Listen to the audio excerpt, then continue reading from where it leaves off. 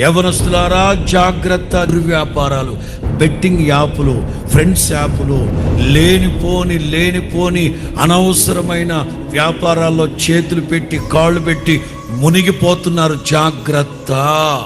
వాళ్ళెవరో చెరగొట్టారు, వీళ్ళెవరో చెరగొట్టారు, నీకు తెలీదా? రాజమండ్రిలోనే భార్య మరిది భార్య వస్తారు.